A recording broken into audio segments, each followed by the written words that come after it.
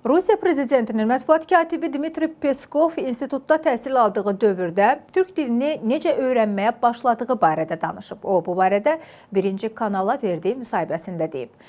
Dmitri Peskovun sözlərinə görə bölgü sınaqlarında uğurla keçmək tələbələrə öyrənmək istədikləri dilləri özlərinin seçməsinə imkan verirdi. Stat: Hətta ikinci dəfə mən dili özüm seçmək hüququ əldə etmək üçün lazımi miqdarda bal toplamadım.